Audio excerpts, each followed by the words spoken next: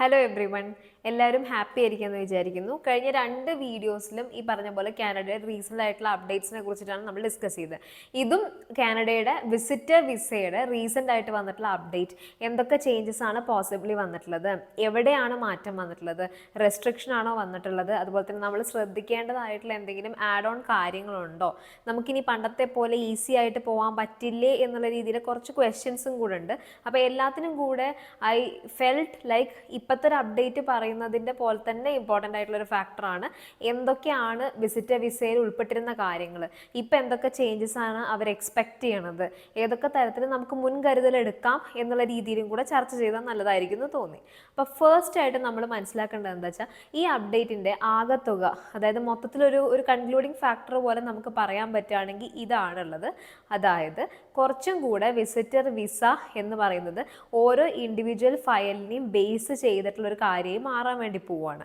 അതായത് നമ്മൾ എത്രത്തോളം നമ്മുടെ ഫയൽ പ്രസൻറ്റ് ചെയ്യുന്നുവോ, നന്നായി പ്രസൻറ്റ് ചെയ്യുന്നുവോ, കൺവിൻസിങ് ആയിട്ട് പ്രസൻറ്റ് ചെയ്യുന്നുവോ, അതിനനുസരിച്ചിട്ടായിരിക്കും നമുക്ക് വിസ ഗ്രാൻഡ് ചെയ്യുന്നുണ്ടാവുക. അതായത് കുറച്ചും കൂടെ വിസ ഓഫീസേഴ്സിന് പണി കൂടിയെന്ന് സാരം.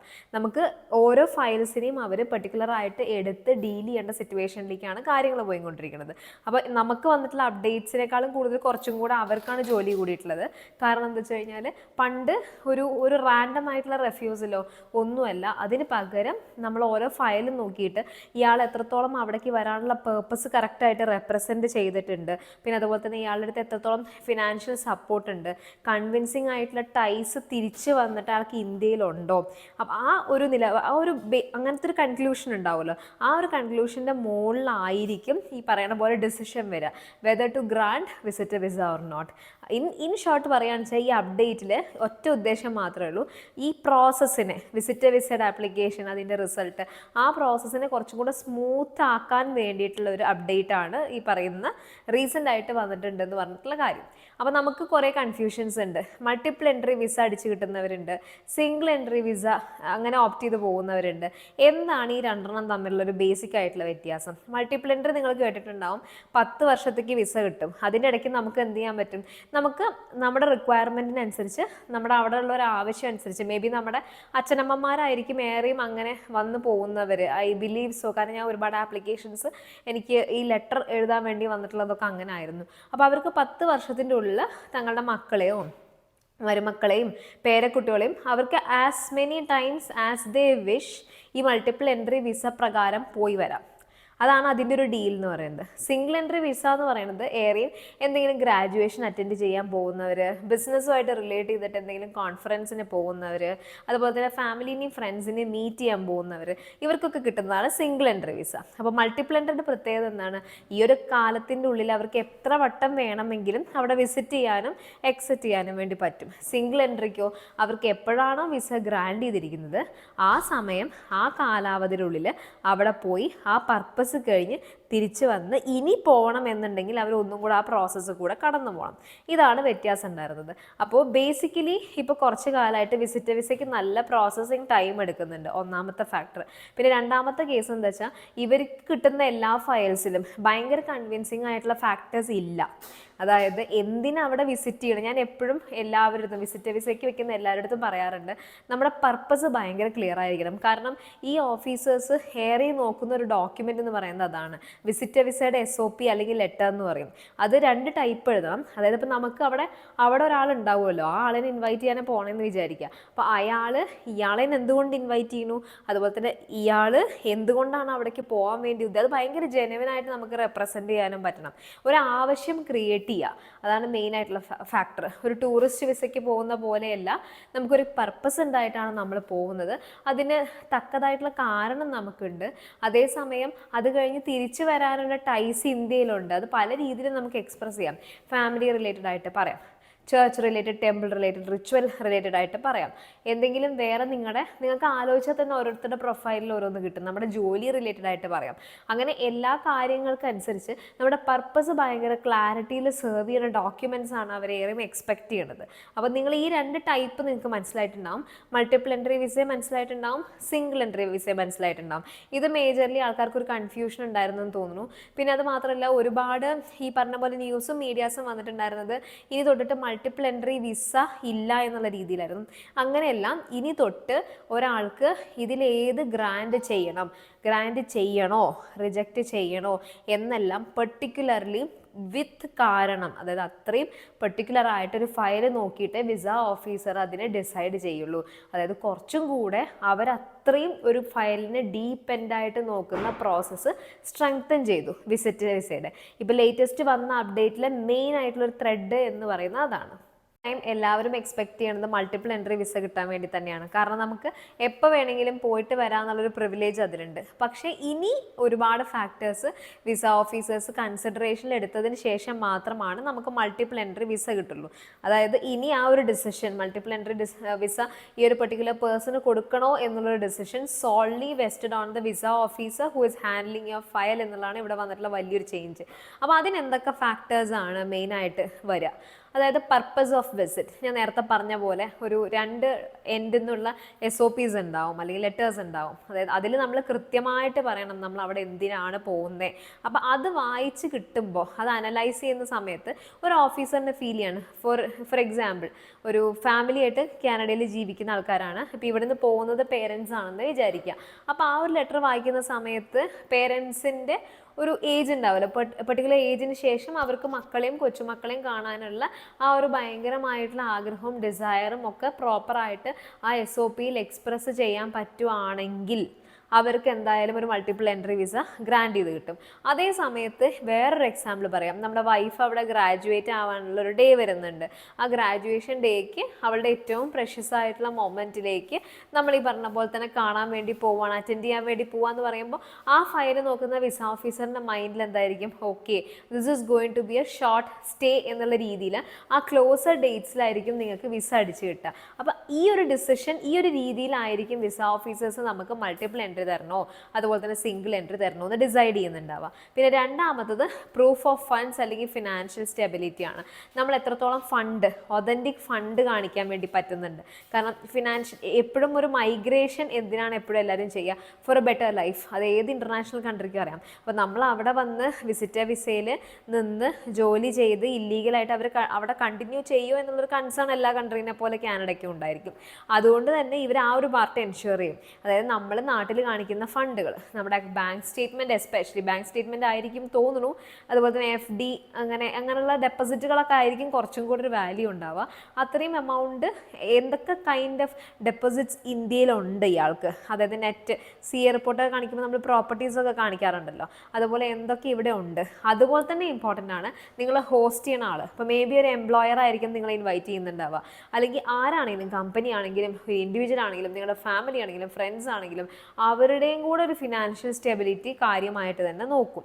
അതാണ് ഫിനാൻഷ്യൽ സ്റ്റെബിലിറ്റിയുടെ കേസിൽ. കാരണം സ്പോൺസർഷിപ്പ് വേണമെങ്കിൽ വരെ നമുക്ക് വെക്കാം. അവിടുന്ന് കാനഡയിൽ നിന്നുള്ള ആൾക്കാർ നമ്മൾ ഈ ഒരു ടൈം പീരീഡിൽ സ്പോൺസർ ചെയ്യാൻ റെഡിയാണ്, ആ സ്പോൺസർ ചെയ്യാൻ റെഡിയാണെന്ന് പറയുന്ന കൂട്ടത്തിൽ ആ സ്പോൺസറിൻ്റെ എത്രത്തോളം ഫണ്ട് റിലേറ്റഡ് ആയിട്ടുള്ള ഡോക്യുമെൻറ്റ്സ് വെക്കാൻ വേണ്ടി പറ്റുന്നു അത്രത്തോളം ആ ഫയൽ സ്ട്രോങ് ആവുന്ന സാരം. രണ്ട് സൈഡിൽ നിന്ന് നമ്മളെ ഫണ്ട് ചെയ്യാൻ വേണ്ടി അല്ലെങ്കിൽ നമ്മളെ ആരാണോ ഇൻവൈറ്റ് ചെയ്യുന്നത് അവരും അതുപോലെ തന്നെ നമ്മളും, ഈ രണ്ടും ഫണ്ടുകളെല്ലാം വൃത്തിയായ സ്റ്റേറ്റ്മെൻറ്റ് ഓഫ് പേർപ്പസിൽ ക്ലിയർ ആയിട്ട് ഡിഫൈൻ ചെയ്യാനും കൂടെ വേണ്ടി പറ്റണം. ഈ രണ്ട് കാര്യങ്ങൾ ഭയങ്കരമായിട്ട് നമുക്ക് മൾട്ടിപ്പിൾ എൻട്രി വിസയാണോ കിട്ടുക അതുപോലെ തന്നെ സിംഗിൾ എൻട്രി വിസയാണോ കിട്ടുക എന്നുള്ളതിനെ ഭയങ്കരമായിട്ട് ബേസ് ചെയ്തിരിക്കും. പിന്നെ നെക്സ്റ്റ് പറയുന്നത് ഹെൽത്ത് കണ്ടീഷൻസ് ആണ്.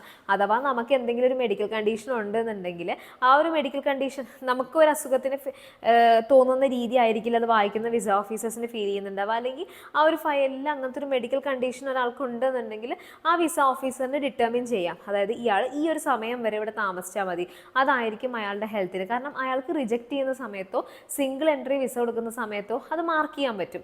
അതായത് ഈ ഒരു എന്താ പറയുക കോൾഡ് റിലേറ്റഡ് ആയിട്ടുള്ള എന്തോ ഒരു അസുഖമുള്ള ഒരാളാണ്, അയാൾക്ക് ഈ ഒരു ക്ലൈമറ്റിൽ ഈ ഒരു സമയത്ത് അധികം സർവൈവ് ചെയ്യാൻ പറ്റില്ല, അപ്പോൾ അതുകൊണ്ട് തന്നെ ഞാൻ ഇയാൾക്ക് സിംഗിൾ എൻട്രി വിസയാണ് ഗ്രാൻഡ് ചെയ്യണേ എന്നുള്ള രീതിയിൽ വിസ ഓഫീസേഴ്സിന് ഡിസൈഡ് ചെയ്യാൻ വേണ്ടി പറ്റും. അതുപോലെ തന്നെ ഇതിലേക്ക് വേറെയും കുറേ ഫാക്ടേഴ്സ് വരും. തിരിച്ച് ഇന്ത്യയിലേക്ക് വരുന്ന ടൈസ് പ്രോപ്പറായിട്ട് SOPയിൽ സ്റ്റേറ്റ് ചെയ്യാതിരിക്കുക, കിട്ടാതിരുന്ന, അതുപോലെ തന്നെ വേറൊരു സംഭവം എന്താ വെച്ച് കഴിഞ്ഞാൽ നമുക്ക് എന്തെങ്കിലും പ്രീവിയസ് റെഫ്യൂസൽസ് ഉണ്ട് എന്നുണ്ടെങ്കിൽ അങ്ങനെയുള്ള എല്ലാ ഫാക്ടേഴ്സും ഈ ഒരു വിസേനെ ഭയങ്കരമായിട്ട് പ്രെഡിക്റ്റീവ്, അതായത് മൾട്ടിപ്പിൾ എൻട്രി ആണോ നിങ്ങൾക്ക് കിട്ടുക അതോ സിംഗിൾ എൻട്രി പോയിട്ട് ആ ഒരു സമയം കഴിഞ്ഞ് തിരിച്ചു വരുന്ന എൻട്രി ആണോ കിട്ടുക എന്നുള്ളതിനെ ഭയങ്കരമായിട്ട് അഫക്റ്റ് ചെയ്യുന്ന ഫാക്ടേഴ്സാണ്. അപ്പോൾ ഞാൻ എപ്പോഴും ഭയങ്കരമായിട്ട് എടുത്തെടുത്തെടുത്ത് റിപ്പീറ്റ് ചെയ്ത് പറയാറുള്ളൊരു കാര്യമുണ്ട്, നിങ്ങളെ പേർപ്പസ് സ്റ്റേറ്റ് ചെയ്യണമെന്നുണ്ടെങ്കിൽ നിർബന്ധമായിട്ടും SOPസും ലെറ്ററും വെച്ചേ പറ്റൂ. അത് വെച്ച് കോംപ്രമൈസ് ചെയ്യാനും പാടില്ല. കാരണം ഇനി വിസ ഓഫീസേഴ്സിൻ്റെ സ്ക്രൂട്ടിനൈസേഷൻ നടക്കുന്നത് അത് നോക്കിയിട്ടായിരിക്കും. കാരണം അവരെ സംബന്ധിച്ചിടത്തോളം ഒരുപാട് ഫയലുകളിൽ ഈ ഫണ്ട് റിലേറ്റഡ് ഡോക്യുമെൻറ്റ്സ് എല്ലാം ഇങ്ങനെ ഇരുന്ന് നോക്കുക എന്ന് പറയുന്നത് ഭയങ്കര സ്ട്രെനുവസ് ആയിട്ടുള്ള ടാസ്ക്കായി മാറും. അറ്റ് ദ സെയിം ടൈം നമ്മളത് വൃത്തിക്ക് എഴുതി പ്രസൻറ്റ് ചെയ്തിട്ടുള്ള ഒരു ലെറ്റർ കൊടുക്കുകയാണെന്നുണ്ടെങ്കിൽ അവരെ സംബന്ധിച്ചിടത്തോളം കുറച്ചും കൂടി ഈസി അതായിരിക്കും. അപ്പോൾ ആ ഒരു രീതിയിൽ കുറച്ചും കൂടെ നമ്മൾ ഫോക്കസ് ചെയ്യേണ്ടതുണ്ട് to give out a quality document. കാരണം എല്ലാ തരത്തിലും നമ്മളൊരു ഓഫീസറിനെ കൺവിൻസ് ചെയ്യുന്ന രീതിയിലുള്ള ഒരു ഡോക്യുമെൻറ്റ് വെക്കുകയാണെന്നുണ്ടെങ്കിൽ ഷുവർ കട്ടായിട്ട് നമുക്ക് മൾട്ടിപ്പിൾ എൻട്രി വിസിറ്റിംഗ് വിസ അടിച്ചു കിട്ടും. അല്ലാത്ത സമയത്ത് അവർക്ക് ഇതിപ്പോൾ ഒരു ഷോർട്ട് സ്റ്റേക്ക് ഉള്ളതേ ഉള്ളൂ എന്ന് ഫീൽ ചെയ്യുമ്പോഴാണ് അവരത് സിംഗിൾ എൻട്രി ആക്കും അല്ലെങ്കിൽ റെഫ്യൂസ് ചെയ്യാം. അതുപോലെ തന്നെ ഫിനാൻഷ്യലി ഇൻസെക്യൂർ ആയിട്ടുള്ള കൺട്രീസിൽ നിന്ന് വരുന്ന ആളുകൾ, അതായത് കാനഡയെ സംബന്ധിച്ചിടത്തോളം ഫിനാൻഷ്യലി കുറച്ച് താഴേക്കുള്ള കൺട്രീസ് എന്നുള്ള ഒരു തോട്ട് ഉണ്ടായിരിക്കും. അങ്ങനത്തെ രാജ്യങ്ങളിൽ നിന്ന് വരുന്ന ആളുകൾക്കും വളരെ ഷോർട്ട് സ്പാനിലുള്ള വിസ അടിച്ചു കിട്ടാനുള്ള ചാൻസസും ഭയങ്കര കൂടുതലാണ്. അതാണ് ഈ വിസ വാലിഡിറ്റി പറയുന്നത്. ഇപ്പോഴത്തെ മെയിൻ അപ്ഡേറ്റ് വന്നിരിക്കുന്നത് ആക്ച്വലി വിസ വാലിഡിറ്റിയുടെ മുകളിലാണ്. അതായത് എല്ലാവർക്കും ഈ 10 വർഷത്തെ വിസ കിട്ടിക്കോളണം, ഗ്രാൻഡ് ചെയ്ത് കിട്ടിക്കോളണം നിർബന്ധമില്ല. അഥവാ കിട്ടണമെന്നുണ്ടെങ്കിൽ ഇത്രയും ഞാൻ ഈ പറഞ്ഞ ഫാക്ടേഴ്സ് നിങ്ങൾ ശ്രദ്ധിക്കേണ്ട കാര്യമുണ്ട്. അപ്പോൾ ഇനി എന്തൊക്കെ ശ്രദ്ധിക്കാം? ഇനി ശ്രദ്ധിക്കേണ്ട കാര്യം നിങ്ങളുടെ ഡോക്യുമെൻറ്റേഷൻ ഭയങ്കര പ്രോപ്പറായിരിക്കണം. നിങ്ങൾ എന്തൊക്കെ ഡോക്യുമെൻറ്റ്സ് ആണ് കൊടുക്കുന്നത്, അതെങ്ങനെയൊക്കെ നിങ്ങൾ അറ്റാച്ച് ചെയ്യുന്നുണ്ട്, എത്രത്തോളം ക്ലാരിറ്റി നിങ്ങളുടെ ഈ ഒരു പ്രോസസ്സിനോട് നിങ്ങൾ കാണിക്കുന്നുണ്ട്. നമുക്ക് തന്നെ തിങ്ക് ചെയ്ത് കഴിഞ്ഞാൽ ശരിക്കും ആ ലൂപ്പ് ഹോൾ മനസ്സിലാവും. ലൈക്ക് ഞാൻ എപ്പോഴും എനിക്ക് കിട്ടുന്ന ഒരു ഫയൽ, SOP ഒക്കെ എഴുതാൻ കിട്ടുന്ന ഫയൽ നോക്കുന്ന സമയത്ത് അതിലൊരു പർപ്പസ് ഹിഡൻ ആയിട്ടുണ്ടാവും. ഇപ്പോൾ ഫോർ എക്സാമ്പിൾ അച്ഛനും അമ്മയും മക്കളേനെ വിസിറ്റ് ചെയ്യാൻ വേണ്ടി പോവുകയാണെന്നുണ്ടെങ്കിൽ ഈ അച്ഛനും അമ്മയും ഒരാൾ ടീച്ചറും ഒരാൾക്ക് നാട്ടിൽ ബിസിനസ്സും ഉണ്ട്, അല്ലെങ്കിൽ farming agriculture what ever it is, അതെല്ലാം വെച്ച് കണക്ട് ചെയ്ത് നമുക്ക് എഴുതാൻ വേണ്ടി പറ്റും നാട്ടിലേക്ക് തിരിച്ചു വരുന്നുള്ളത്. അതുപോലെ തന്നെ ഇവരുടെ എന്തെങ്കിലും ക്യൂട്ട് ലിറ്റിൽ മൊമെൻറ്റ്സ് വെച്ചിട്ട് കുറച്ചും കൂടെ കണക്ട് ചെയ്തിട്ട് നമുക്ക് അവരുമായിട്ടുള്ള ബോണ്ട് വെറുതെ അത്രയും ഇൻറ്റിമേറ്റ് ആയതുകൊണ്ട് ഈ സമയത്ത് കൊച്ചുമക്കളെ കാണാൻ വേണ്ടി പോകേണ്ടത് ആവശ്യമാണ് എന്നുള്ള രീതിയിൽ നമുക്ക് എഴുതി പിടിപ്പിക്കാൻ വേണ്ടി പറ്റും. പിന്നെ അതുപോലെ തന്നെ ഇവരുടെ എന്തെങ്കിലും ഫോട്ടോസോ മെമ്മറീസോ അറ്റാച്ച് ചെയ്യുകയാണെന്നുണ്ടെങ്കിൽ ആ ഡോക്യുമെൻറ്റിന് കുറച്ചും കൂടെ സ്ട്രെങ്ത്ത് കൂടും. അപ്പോൾ ഇനി എന്താ പറയുക, നിങ്ങൾ എപ്പോഴും മനസ്സിലാകേണ്ടത് നിങ്ങളൊരു ഏജൻറ്റിൻ്റെ അടുത്തോ കൺസൾട്ടൻറ്റിൻ്റെ അടുത്തോ അല്ലെങ്കിൽ നിങ്ങൾ തന്നെയോ വിസിറ്റർ വിസയ്ക്ക് അപ്ലൈ ചെയ്യുകയാണെന്നുണ്ടെങ്കിൽ ഒരൊറ്റ കാര്യം മനസ്സിലാക്കുക, ഒരു ഡോക്യുമെൻറ്റും വെറുതെ അല്ല. ഏതൊക്കെ ഗ്യാപ്പുകളിൽ നമുക്ക് എന്തൊക്കെ കുറവ് ഫീൽ ചെയ്യുന്നുണ്ടോ അവിടെ എല്ലാം ഡോക്യുമെൻറ്റ്സ് വെച്ച് അഡ്ജസ്റ്റ് ചെയ്യാൻ പറ്റുന്നു എന്നുണ്ടെങ്കിൽ, സ്ട്രെങ്ത്ത് കൂട്ടാൻ പറ്റുന്നു എന്നുണ്ടെങ്കിൽ അത് ചെയ്യുക. കാരണം എന്താ വെച്ചാൽ ഇനിയുള്ള വിസിറ്റർ വിസയുടെ ഡിസിഷൻസ് എന്ന് പറയുന്നത് കുറച്ചും കൂടെ പേഴ്സണലൈസ്ഡ് ആയിരിക്കും. ആക്ച്വലി നല്ലൊരു അപ്ഡേറ്റ് ആണ് വന്നത്. കാരണം എല്ലാവർക്കും 10 വർഷം അടിച്ച് കിട്ടില്ല. ശരിക്കും ആപ്ലിക്കേഷൻ പ്രോപ്പറായിട്ട് വെക്കുന്ന ആളുകൾക്കാണ് വിസ വാലിഡിറ്റി കൂട്ടിക്കിട്ടുക. ഇനി വിസ ഓഫീസറിന് തീരുമാനിക്കാം ഈ ആൾ എത്ര കാലം കാനഡയിൽ വന്ന് വിസിറ്റ് ചെയ്യണം, എത്ര കാലത്ത് തിരിച്ചു പോകണം. അതിനിപ്പോൾ 6 മാസം ഗ്രാൻഡ് ചെയ്യണതാണെങ്കിലും 1 ഇയർ ഗ്രാൻഡ് ചെയ്യണതാണെങ്കിലും 3 മന്ത്സ് ആണെങ്കിൽ പോലും നമ്മൾ എന്ത് സബ്മിറ്റ് ചെയ്യുന്നു അതിൻ്റെ റിസൾട്ടാണ് നമുക്ക് ആക്ച്വലി കിട്ടുക. അതുപോലെ തന്നെ പ്രൂഫ് ഓഫ് ഫണ്ട്, എന്തൊക്കെ ഫിനാൻസ് നിങ്ങൾക്ക് കാണിക്കാൻ പറ്റുന്നുണ്ട്, അതായത് ആ സൈഡിൽ നിന്നും ഈ സൈഡിൽ നിന്നും അപ്ലിക്കൻറ്റിൻ്റെ സൈഡിൽ നിന്നും നമ്മൾ ആരെ വിസിറ്റ് ചെയ്യാൻ വേണ്ടി പോകുന്ന അവിടുത്തെ സൈഡിൽ നിന്നും. പിന്നെ അതുപോലെ തന്നെ ടൈസ് ബാക്ക് ഇന്ത്യ, ഇന്ത്യയിലേക്ക് തിരിച്ചു വരാനുള്ള നിങ്ങളുടെ ടൈസ്, ഇവിടെ എന്തൊക്കെ കമ്മിറ്റ്മെൻറ്റ്സ് നിങ്ങൾക്കുണ്ട്, നിങ്ങൾ ഈ ടൈം പീരീഡ് കഴിഞ്ഞ് എന്തായാലും തിരിച്ച് ഇന്ത്യയിലേക്ക് വരും, ഇത്രയും കാര്യങ്ങൾ പ്രോപ്പറായിട്ട് ബോധിപ്പിക്കുകയാണെന്നുണ്ടെങ്കിൽ ഇനി തൊട്ട് വിസിറ്റർ വിസ സക്സസ്ഫുൾ ആവും. അപ്പോൾ എപ്പോഴും ഒരു ചെക്ക് ലിസ്റ്റ് നിങ്ങൾക്ക് കിട്ടുകയാണ്, ഇതൊക്കെയാണ് വേണ്ട ഡോക്യുമെൻറ്റ്സ് എന്ന് പറയുകയാണെങ്കിൽ ഡു ക്രോസ് ചെക്ക്, നിർബന്ധമായിട്ടും അതിൽ അങ്ങോട്ടും ഇങ്ങോട്ടും എഴുതുന്ന SOP അല്ലെങ്കിൽ ലെറ്റർ ഓഫ് ഇൻവിറ്റേഷൻ അല്ലെങ്കിൽ പർപ്പസ് ഓഫ് ട്രാവൽ പറയുന്ന ഡോക്യുമെൻറ്റ്സ് നിർബന്ധമായിട്ടും വേണം. പിന്നെ അതുപോലെ തന്നെ നിങ്ങൾക്ക് എന്തൊക്കെ രീതിയിൽ നിങ്ങളുടെ ബോണ്ട് സ്ട്രോങ് ആണെന്ന് കാണിക്കാൻ വേണ്ടിയിട്ട് ഫോട്ടോസോ ആൽബംസ് ക്രിയേറ്റ് ചെയ്യാൻ വേണ്ടി പറ്റുമോ, ചാറ്റ്സിൻ്റെ സ്ക്രീൻഷോട്ട് വെച്ചിട്ടൊക്കെ, അതൊക്കെ ശരിക്കും സ്പൗസിൽ ചെയ്യുന്ന കാര്യങ്ങളാണ്. പക്ഷേ അത് ഇവിടെയും കൊണ്ടുവന്നാൽ നല്ലതായിരിക്കും എന്ന് എനിക്ക് തോന്നുന്നു. പിന്നെ അതുപോലെ തന്നെ ഫിനാൻഷ്യൽ ഡോക്യുമെൻറ്റ്സ്, സ്പോൺസർഷിപ്പ് വരെ ഇപ്പോൾ ആക്ച്വലി ആഡ് ചെയ്യാം. കാനഡയിൽ ഇരിക്കുന്ന ആൾക്ക് നിങ്ങളെ അവിടെ കുറച്ച് സമയത്തേക്ക് സപ്പോർട്ട് ചെയ്യാനുള്ള ഫണ്ട് ഉണ്ടെന്ന് കാണിക്കാനുള്ള ഡോക്യുമെൻറ്റ്സ്, അതുപോലെ നിങ്ങൾക്ക് അവിടെ നിന്ന് പോകാനുള്ള ഫണ്ട് ഉണ്ടെന്ന് കാണിക്കുന്നത്, അതിപ്പോൾ മെച്യൂരിറ്റി എത്രത്തോളം കൂട്ടി കാണിക്കാൻ പറ്റുന്നു അത്രത്തോളം നല്ലതാണ്. അപ്പോൾ ഇതിൽ 2 കേസാണ്. എല്ലാവരും എപ്പോഴും ചോദിക്കാറുണ്ട്, ഫണ്ടിൻ്റെ കേസിൽ എനിക്ക് കുറച്ചൊരു എമൗണ്ട് അക്കൗണ്ടിൽ കാണിച്ചു തട്ട് പിൻവലിക്കുന്ന ഒരു പരിപാടി ഉണ്ടല്ലോ, ആ പരിപാടി പറ്റുമെന്ന് ചോദിക്കാറുണ്ട്. ആക്ച്വലി പറ്റായികയില്ല, പക്ഷേ ഈ പറയുന്ന പോലെ നോക്കുന്ന വിസ ഓഫീസേഴ്സിൻ്റെ മൈൻഡ് സെറ്റ് പോലെ ഇരിക്കും. ലൈക്ക് ഇയാൾക്ക് ഇത്ര കാണിക്കാൻ പറ്റുന്നുണ്ട്, ഫിനാൻഷ്യലി സ്റ്റേബിളായെന്ന് വിചാരിച്ച് വിസ ഗ്രാൻഡ് ചെയ്യാനുള്ള ചാൻസും കൂടുതലാണ്.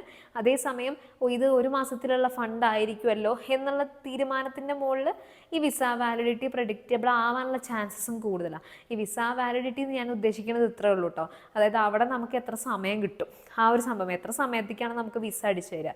അപ്പോൾ ഇനി തൊട്ടിട്ട് നിങ്ങളുടെ ആപ്ലിക്കേഷൻ്റെ മുകളിൽ നിങ്ങൾ തന്നെ അത്യാവശ്യം സ്ട്രോങ് ആയിട്ട് ഇരുന്ന് തീരുമാനിച്ച് എന്തൊക്കെ എവിടെയൊക്കെ ആഡ് ചെയ്യാൻ പറ്റും, ആരൊക്കെ എന്തൊക്കെ ഡോക്യുമെൻറ്റ്സ് അറ്റാച്ച് ചെയ്യാൻ വേണ്ടി പറ്റും എന്നുള്ള സ്വയം ചിന്തിക്കുക. അതേപോലെ തന്നെ നല്ലൊരു എക്സ്പേർട്ട് ഗൈഡൻസും എടുക്കുക, പ്രോപ്പർ ഡോക്യുമെൻറ്റേഷനും വെക്കുക.